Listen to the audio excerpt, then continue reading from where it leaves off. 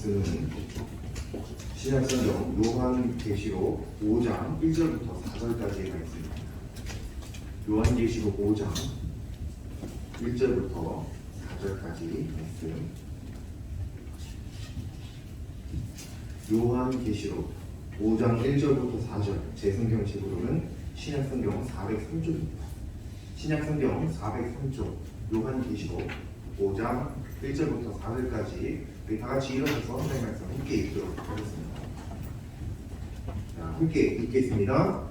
내가 몸에 보좌에 앉으신 이의 모든 손에 두루마리가 있으니 안팎으로 썼고 일곱 문으로 명하였다가 또 몸에 힘 있는 천사가 큰 음성으로 외치기를 누가 그 두루마리를 펴면 그 일을 떼기에 합당하냐 하나 하늘 위에나 땅 위에나 땅 아래에 능히 그 두루마리를 펴거나 보거나 할 자가 없더라.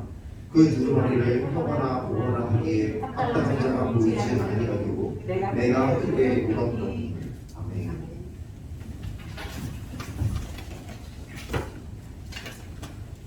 오늘 말씀의 제목은 두루마리인데요. 이 두루마리에 적혀 있는 것이 이제 하나님의 말씀입니다. 이 하나님의 말씀을 우리가 어떻게 읽어야 할 것인지, 또 하나님의 말씀을 읽었을 때 어떤 결과가 생기는 것이 당연한 것인지, 우리가 오늘 이 하나님의 말씀을 통해서 하나님의 음성을 함께 듣기를 원합니다. 자, 우리 한번 이런 것을 한번 생각해 볼까요? 혹시 주변에 이런 사람이 혹시 있는지 모르겠는데, 만나본 적이 있는지 들어본 적이 있는지 모르겠지만 이렇게 말을 하는 사람이 있을 수 있어요. 어떻게 말을 하는 거냐면, 나는 하나님 안 믿어, 나는 교회 엄청 싫어, 그런데 내가 성경을 다 읽어봤어, 그리고 나서 낸 결론이 뭐 이런 종류의 말들이 있잖아요. 내가 성경을 읽어보니까 하나님 믿을 필요 없더라, 이거 다 거짓말이야, 그거 다 소설이야. 야, 그렇게 무슨 어떻게 사실이 될 수 있어? 내가 성경을 안 읽어보고 얘기하는 게 아니라 내가 성경을 처음부터 끝까지 다 읽었어. 여러분, 성경을 처음부터 끝까지 다 읽은 친구가 혹시 있는지 모르겠어요. 근데 나도 못 읽었는데 누군가는 처음부터 끝까지 다 읽고 나서 얘기하는 거예요. 그때 할 말이 없죠. 말문이 텅 막히죠. 나 한 번도 일단 못 읽어봤습니다. 그런데 이 말에는 굉장히 큰 오류가 숨어 있다라고 하는 것입니다. 그 오류가 어떤 것인지 오늘 말씀을 통해서 우리가 깨달을 수 있게 되어야 되는데, 그렇다면 이 오류를 깨닫고 우리가 성경책을 읽는 것과 그 사람들이 성경을 읽는 것의 차이가 어디에 있는지 한번 분명하게 우리가 살펴보기로 합니다. 그리고 그 차이로 인해서 우리가 앞으로 성경을 읽을 때 어떻게 읽어야 할 것인가 또 우리가 한번 깨달았으면 좋겠습니다. 먼저 오늘 이 말씀 요한계시록 5장 1절부터 4절까지의 말씀을 우리가 함께 읽었는데, 이 말씀을 보면은 두루마리가 나오죠. 제목입니다. 두루마리가 나와요. 이 두루마리는 여러분 뭐 양피지, 뭐 파피루스 뭐 이런 이야기들 학교에서 배워서 알고 있지만 그런 데에 적혀져 있는 두루마리예요. 자, 그런데 그 두루마리에 그냥 두루마리가 이게 휴지는 아니겠죠. 이때는 두루마리는 종이로 썼으니까 뭔가가 접혀져 있다는 것을, 당연히 두루마리는 뭔가가 접혀져 있다는 것을 알 수 있어요. 자, 그런데 실제로 1절 말씀을 보면 안팎으로 썼다라고, 이 두루마리에 안팎으로 써 있다, 뭔가가 글자들이 어떤 내용들이 적혀져 있다는 것을 분명히 성경에는 기록을 하고 있어요. 그런데 문제는 뭐냐면 이 두루마리가 봉인이 되어 있어요. 여러분, 중세시대에 이런 것과 관련된 영화를 보면 거기에 무슨 이렇게 차력 같은 거, 이렇게 편지 같은 거 쓰고 차력 같은 거 이렇게 빨간색 해갖고 나무 도장 같은 거 이렇게 쫙 찍어갖고 그 문양 이렇게 만들어서 편지 보내는 거 본 적이 있으시죠? 그 봉인을 얘기하는 거예요. 그 봉인.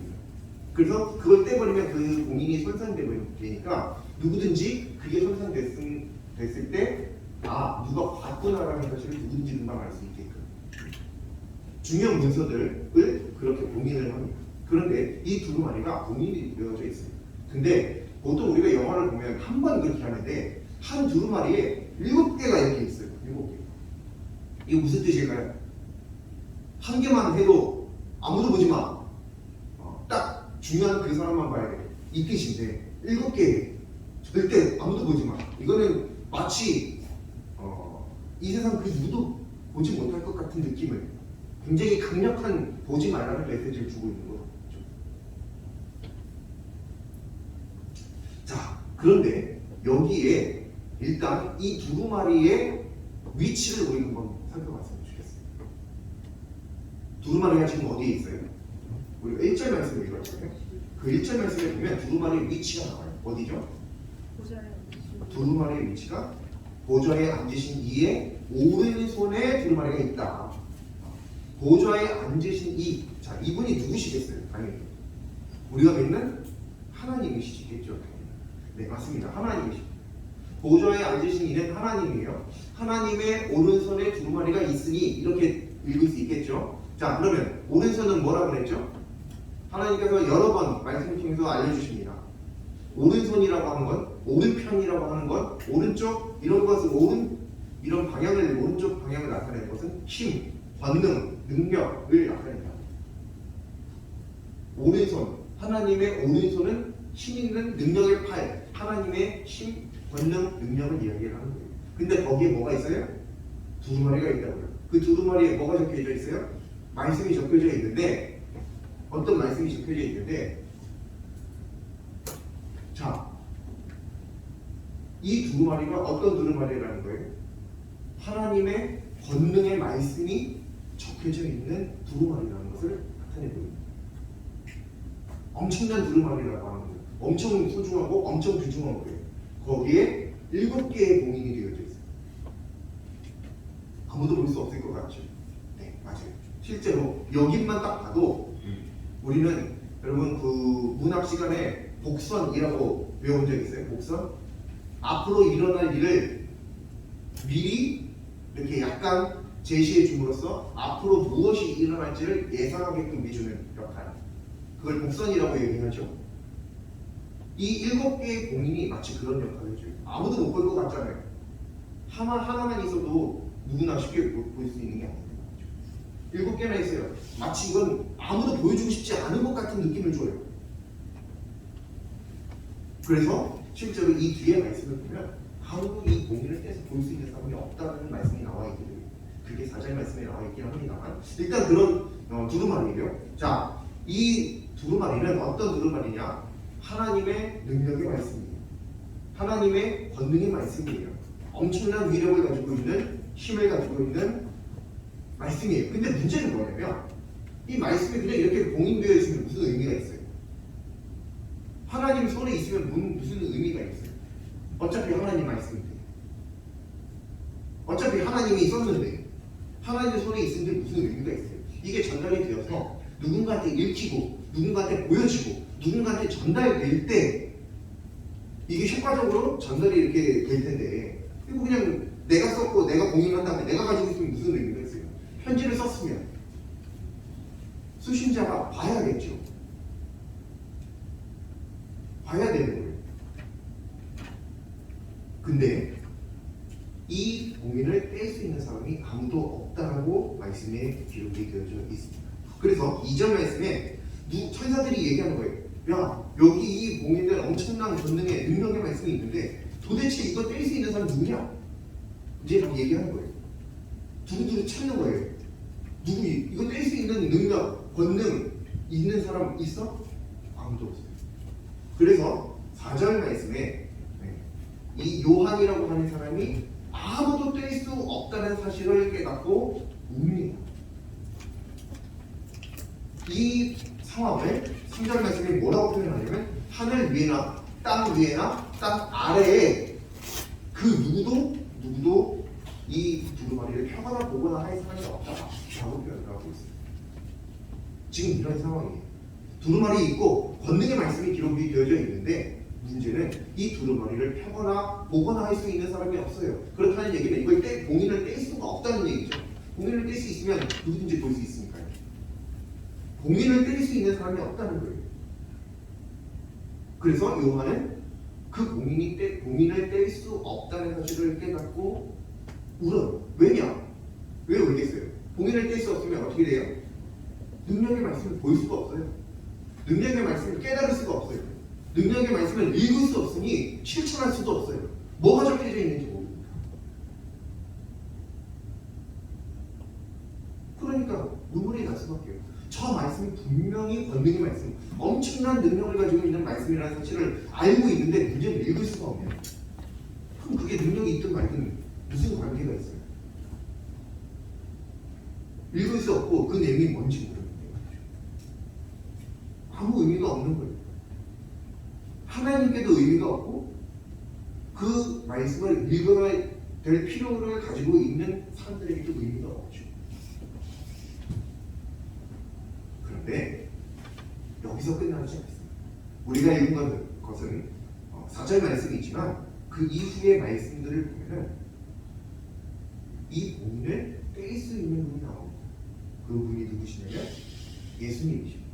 그리고 성경 말씀에는 어린 양으로 기록이 되어 있습니다. 그게 8절 말씀 어린 양으로 표현이 되어져 있고 실제로 그 어린 양 그분 예수님이 이 봉인을 떼고 펴거나 보거나 읽거나 뭐 할 수 있는 그런 분이시라는 사실이 9절 말씀에 기록이 되어져 있습니다. 9절 말씀은 이렇습니다. 그들이 이게 이제 천사들이에요. 그들이 새 노래를 불러 이르되 두루마리를 가지시고 그 인봉을 떼기에 합당하시도다.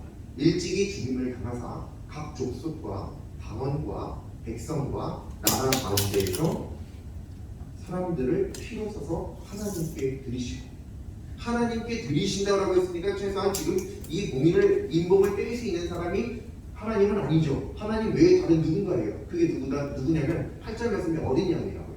근데 9절 말씀을 잘 읽어보면 마치 우리가 잘 아는 예수님입니다. 그렇죠? 일찍이 죽임을 당하셨고요.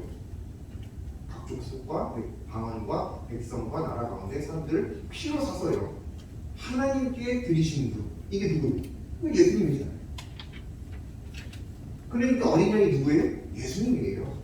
근데 이 어린 양 예수님이 어떤 분이라고요? 아무도 그 봉인을 뗄 수가 없는데 실제로 어떻게 보면은 7개나 봉인이 되어져 있기 때문에 그 누구도 보여주지 않겠어라고 하는 의지가 보이는 것 같음에도 불구하고 예수님은 어린 양은 그 봉인을 떼실 수 있다라고 하죠. 그리고 우리가 읽은 말씀은 여기까지지만 그리고 이 말씀이 이제 9절까지도 이어지고 쭉 이어지지만 이 이후의 말씀을 보면은 다음 주 말씀이나 그 이제 계속 이제 나아가서 말씀을 계속 보게 되면 실제로 이 봉인을 떼시는 장면이 말씀에 등장하는 겁니다. 그리고 그 봉인을 떼실 때마다 어떤 현상이 이 세상 가운데 벌어지게 됩니다. 그게 궁금하면 다음 장면에서 한번 성경책을 보시면 좋겠습니다. 일단 그것은 다른 내용이니까 넘어가고 오늘 말씀 여기까지 봤을 때 하나님의 말씀, 권능의 말씀, 능력의 말씀 알아요, 좋아요. 그래서 꼭 봤으면 좋겠어요. 그런데 봉인을 뗄 수가 없네요. 봉인을 뗄 수 없으니 읽을 수 없어요. 읽지 못하니 깨달을 수 없어요. 깨닫지 못하니 순종할 수 없어요. 순종을 못하니 그 권능을 체험할 수가 없어요. 이게 결과입니다. 이게 결과예요. 그런데 예수님을 통해서 이 봉인을 떼시기 시작하시는데 예수님께서 봉인을 떼셨으니 당연히 예수님은 그 권능의 말씀을 읽으실 수 있겠죠? 그 내용이 무슨 내용인지 아실 수 있겠죠? 이해하실 수 있을 거예요. 공감하실 수 있을 거예요. 그리고 그것을 가르치실 수도 있을 거예요. 그것을 전달하실 수도 있을 거예요. 그것을 순종하실 수도 있으실 거예요. 이 상황에서 우리가 선택할 수 있는 선택지는 뭐가 있을까요? 저 두루마리 내용을 꼭 알고 싶어요. 근데 나는 알 수 있는 능력이 이렇게도 저렇게도 없어요. 근데 예수님은 아실 수 있네요. 그럼 어떻게 하면 저 내용을 알 수 있을까요? 그 예수님께 가서 물어보면 돼요. 왜? 예수님은 읽었으니까. 예수님은 이해할 수 있으니까. 예수님은 보셨으니까. 그래서 성경 말씀은 반드시 예수님을 통해 봐야 합니다. 이거 되게 중요합니다. 성경을 재밌게 읽을 수 있는 방법이 있어요. 뭐가 있냐면 성경을 읽을 때 어차피요. 이게 권능의 말씀, 능력의 말씀, 소중한 말씀, 생명의 말씀, 구원의 말씀 다 알고 있는데 우리 가운데 이게 구원이 안 되고 이게 능력이 안 되고 이게 권능이 되어서 나타나지 않아요. 아무리 이 말씀대로 살아도 말이죠. 하나님께서 예배 잘 드려라, 주일을 거룩하게 지켜라. 그래서 주일 날 나와서 예배 드리고 하는데 실제로 그것이 여러분들 삶 속에 어떤 능력을 나타내 주는 거예요? 아무런 현상도 없어요. 아무런 결과도 없어요. 여전히 나는 반에서 성경 뒤에서 기어가는 중이고 여전히 나는 여자친구가 아직도 없고 여전히 나는 아직도 엉덩이를 당하고 있고 여전히 엄마 아빠는 나를 학대하고 내가 아무리 하나님을 믿고 교회에 나와서 예배를 드리고 하나님의 말씀을 읽고 순종해도 말이죠. 왜 그래요? 거기에 뭐가 빠져있냐면 예수님이 빠져있어요. 이게 권능의 말씀이라고 하는 거 그건 매우 중요한 사실인데 여기 하나가 더 들어가야 돼요. 이 권능의 말씀을 정말로 내 것으로 만들려면 이 권능의 말씀이 이 말씀 자체가 권능이 있으니 이 말씀대로 살아가면 당연히 엄청난 결과가 나타나야 정상이잖아요. 근데 그런 능력이 안 나타나요. 그게 왜 그러냐면 그냥 읽고 그냥 순종해서 그래요. 아주 미묘한 차이지만 엄청난 차이를 가지고 오죠. 무슨 말이냐? 예수님을 통하지 않고 그냥 성경을 읽었을 때는 그것이 권능의 말씀이 안 된다는 거예요. 문자는 읽을 수 있어요. 우리가 글자는 읽을 수 있죠. 당연히 아니까. 그런데 이거는 이 성경 말씀은 단순히 문자가 아니에요. 단순히 글자가 아니에요. 이건 능력이에요. 이건 진리고 이거는 생명이에요. 그래서 그냥 우리 눈으로 우리 지식으로 읽고 본다고 해서 그것이 그런 능력으로 나타나는 게 아니더라.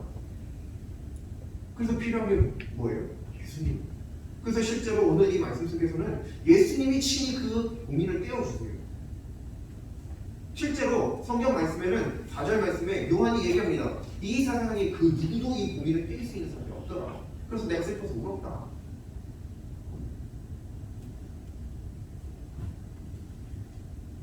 이게 결과예요. 그런데 이 결과를 뒤집을 수 있는 분이 예수님이시다. 어린 양이시더라고요. 8절 말씀. 그 어린 양 예수님이 9절 말씀에 공인을 떼실 수 있는 분이고 그분이 그 두루마리를 읽어서 그 권능의 말씀을 가지신 분이라고 한다면 그 예수님에게 그 내용 뭐예요? 물어보면 돼요. 예수님께 들어야지. 책으로 읽는 게 아니에요. 책으로 읽는 게 아니에요. 생명으로 읽는 거고 믿음으로 읽는 거고 구원으로 읽는 게 바로 성경 하나님의 말씀입니다. 자, 4절 말씀을 보면 되게 이상한 말씀이에요. 혹시 이거 조금 센스가 있으면 이거 알 수 있어요. 그 두루마리를 펴거나 보거나 하기에 합당한 자가 보이지 아니하니로 내가 크게 울었더니. 이 말씀이거든요. 이거 센스가 있으면 이 말씀이 약간 이해해요. 이 두루마리를 펴지도 못하고 보지도 못해요. 그럴 사람이 아무도 없대요. 그래서 요한이 울고 있어요. 이거 뭔가 이상한 것 같지 않으세요? 혹시? 저는 이걸 딱 읽으면서 뭐야? 정답을 한번 이야기해 볼게요. 저는 이걸 딱 읽으면서 뭐야? 그럼 쥐가 뜯으면 되지 라고 생각했어요. 왜냐면 요한이잖아요. 우리는 못 듣죠. 우리는 요한만큼 나야 되니까. 아니 뭐 요한을 어디다가 비교해요. 예수님의 사도 요한이네요. 사랑의 사도라는 별명을 얻은 사람인데 그 사랑의 절반도 못하는 데서 무슨. 근데 요한은 그런 사람이란 말이에요. 그런 사람이 실제로 하나님으로부터 엄청난 긴 환상을 바라보고 있다고요. 이렇게 생생한 환상을 보고 있는 이 능력의 사람, 이 예수님께로부터 하나님께로부터 선택받은 사람, 이 사람이 뭐하고 있어요? 울고 있어요. 아니 못 뜯으면 쥐가 뜯으면 되지 왜 안 뜯냐 말이죠. 안 뜯은 게 아니에요. 못 뜯은 거예요. 그만큼 선택받고 그만큼 권능을 받고 그만큼 환상을 보고 하나님께로부터 하나님으로부터 물론 은혜를 받은 요한도 그 공의를 떼기는 부적합하더라. 아무리 믿음 좋아도 그 공의를 뗄 수 없어요. 근데 예수님은 뗄 수 있어요. 요한과 예수님의 차이죠. 예수님과 요한 어느 정도 차이가 날까요? 비록 요한은 우리가 꿈을 꿔도 그렇게 되기 어려운 정도의 믿음을 가진 사람이기는 합니다만 그 요한도 예수님에게는 전혀 비할 데 못해요. 전혀 비할 데 못해요. 그 예수님이 오늘 되실 수 있는 거예요. 즉, 이 세상 그 누구도 저도 마찬가지예요. 저도 성경 말씀을 보고 성경 말씀을 깨달을 수 있는 능력이 없어요. 여러분들 집에 가서 백나 성경책 읽어봐요. 못 깨달아요. 성경 말씀은요. 그래서 다른 성경 말씀을 보면 이 성경 말씀을 뭐라고 하냐면 감추어진 비밀이라고 표현해요. 아, 뭐가 감추어졌어요? 분명히 그냥 세계에서 가장 많이 팔린 책이 성경책인데. 근데 그렇게 해도요. 성경 말씀 못 깨달아요. 뭐가 필요해요? 그래서 성경 말씀을 읽을 때 반드시 예수님의 도움을 구해야 돼요. 성경이 재미없어요? 아, 그냥 성경만 읽으면 원래 재미없어요. 그런데 한번 성경을 읽기 전에 한 5분, 10분 이렇게 조용히 성경 앞에 놓고 펴지 말고 그냥 펴도 상관은 없지만 예수님과 한번 대화를 나눠보세요. 내가 이제부터 이 성경을 볼 텐데 이 성경 속에서 그냥 문자를 보는 게 아니라 글자를 읽는 게 아니라 여기에 숨겨져 있는 하나님께서 말씀하시기를 감추어져 있는 비밀이라고 하셨는데 그 비밀을 저와 깨닫게 해주세요. 어떻게 읽어야 될까요? 읽는 방법이 뭐 있어요? 그냥 눈으로 읽든지 입으로 읽든지 그렇게 하는 것밖에 방법은 없겠지만 그런 방법을 통해서 읽을 때 기존과 동일한 방법이 있지라도 예수님께서 깨닫게 해주실 때 말씀 깨달아지는 거거든요. 앞에서 목사님이 설교한다고 해서 여러분들 말씀이 깨달아지는 게 아니에요. 실제로 주일날 예배드리고 화요일날 잠자고 일어났을 때 말씀이 기억나는 친구가 몇 명이나 돼요. 그건 저도 그렇더라고요. 잘 기억 안 나요. 저도 그래요. 능력의 말씀이 아니에요. 그냥 듣는다고 해서 그때 맞아 어떤 감동이 있고 전율이 흐르고 막 오싹한 느낌이 있었어요. 근데 기억 안 나요. 신기해요. 아주 신기해요. 왜요? 능력의 말씀이 안 된 거예요. 권능의 말씀이 안 된 거예요. 그냥 눈으로만 읽은 거예요. 그냥 문자만 본 거예요. 그냥 글자만 읽은 거예요. 그렇게 읽어서는 그 말씀이 능력이 되지 않아요. 반드시 성경은 예수님을 통해서 읽어야 돼요. 기도하고 5분이든 10분이든 하나님 예수님과 대화하면서 그 다음에 성경책 보세요. 그러면 그 짧은 말씀 속에서도 여러분들 마음 상태가 달라질 거고요. 영적인 준비 자세가 달라져요. 그러면 성경 말씀이 재미있을 수밖에 없어요. 한번 해보세요. 아마 정말 그럴 거예요. 물론 꼭 다 그렇다고 하고 얘기할 수는 없겠지만 그런 훈련들이 굉장히 중요한 하겠죠. 성경을 그냥 읽어서 재미가 없어요. 성경 말씀 반드시 기도랑 같이 가야 돼요. 기도랑 같이 가야 돼요. 안 그러면 그냥 문자만 읽는 게 돼요. 글자만 읽는 게 돼요.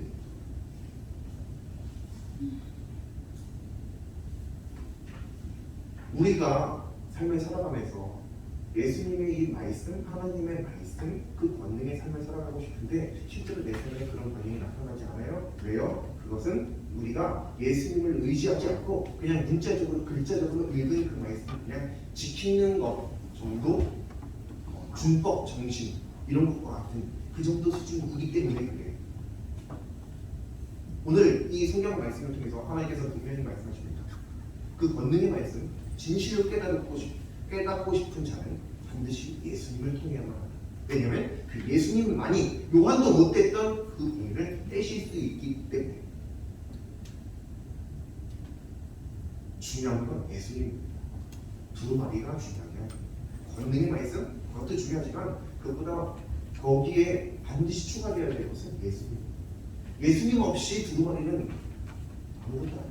의미가 없어요. 아무도 못 보니까. 아무도 이해할 수 없습니다. 우리 한 주 동안 살아가야 되겠죠. 우리 한 주 동안도 그리스도인으로 살아가게 될 것입니다. 또 그리스도인으로서 살아가셨으면 좋겠습니다.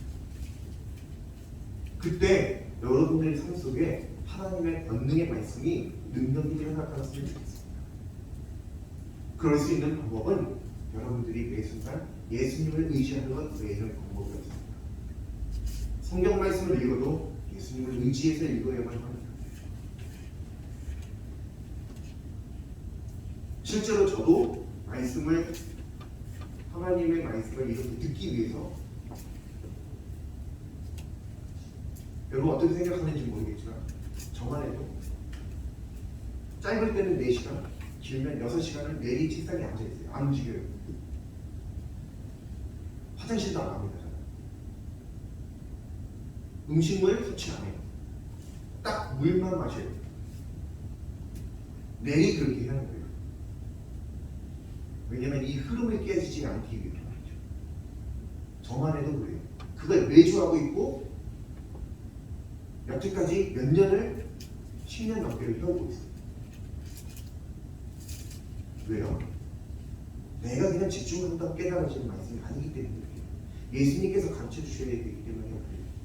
저도 그렇게 하고 있는데 우리가 일주일 동안 딱 한 번만이라도 우리가 이런 것을 한번 연습해보면 좋을 것 같아요. 무엇이냐면 어떤 결정을 했을 때 어떤 상황에 처해서 내가 무엇인가를 해야 될 때 또 내가 어떤 것을 알아야 될 때 내가 무언가를 전달해야 될 때 이런 무슨 어떤 상황들이 있을 거예요. 그때 먼저 잠깐 그 행동을 멈추고 그 자리에서 예수님께 도우심을 구하는 거예요. 쉽게 말하면 기도하는 거예요. 그 기도는 꼭 무릎 꿇고 바닥에 그 자리에서 이런 거는 아니어도 좋아요. 그냥 걸어가다가 눈 뜨은 채로 그냥 기도해도 좋아요. 사람 옆에 친구랑 얘기하다가 그냥 얘기하면서 마음속으로 기도해도 좋아요. 그런 훈련, 예수님을 의식적으로 의식하는 훈련, 그것이 바로 예수님을 통해서 어떤 능력이 나타나게 되는 열쇠가 될 것입니다. 그 훈련을 여러분 일주일 동안 매일매일 하루에 하나 더 좋지. 어려우면 일주일 동안 해보고 다음 주에 왔을 때 내가 이랬더니 이런 일들이 나타나더라 한번 나누어 볼 수 있었으면 좋겠고, 혹시 여러분들 가운데 이런 경험이 이미 있었다라고 한다면 그런 것들을 오늘 한번 나눠보는 것도 괜찮겠죠. 그리고 실제로 이렇게 한다고 해서 누구나 다 그냥 뭔 어떤 엄청난 일이 나타나는 건 아닐 수 있어요. 하지만 이것이 누적되었을 때 언젠가는 그것이 여러분들이 하나님의 뜻을 알게 되는 놀라운 능력으로 나타나게 될 것입니다. 한번 일주일 동안 단 한 번이라도 훈련을 쌓아가는 우리 모두가 될 수 있기를 바랍니다. 기도드리겠습니다. 사랑하는 하나님, 하나님께서 능력의 말씀을 저희들 가운데 허락해 주시고 그 말씀이 능력이 되어 저희들 속에 실제가 될 수 있도록 은혜를 허락해 주시니 참으로 감사합니다. 다만 그 능력을 체험하지 못하는 것, 그것은 저희들이 예수님을 온전히 의지하지 못한 까닭임을 믿사옵니다. 오늘 말씀을 통해서 깨닫게 해주신 이 말씀을 통해 하나님, 저희들 일주일 삶 동안 어찌하든지 단 한 번이라도 예수님을 의지하는 삶을 살아가게 해주시고 그 가운데 하나님의 말씀이 능력이 되어 나타나는 것을 저희들 눈으로 목독해 주시는 놀라운 은혜가 있게 하여 주옵소서. 일주일 동안도 한비적 생명을 모두 다 기억하여 주시고 저희 모두가 하나님 앞에 그런 능력의 삶을 살기를 간절히 소망하며 또 이 말씀이 저희들의 일주일 삶 속에 반드시 한 번이라도 기억날 수 있게 해주시길 간절히 소망하며 예수님의 이름으로 기도드립니다.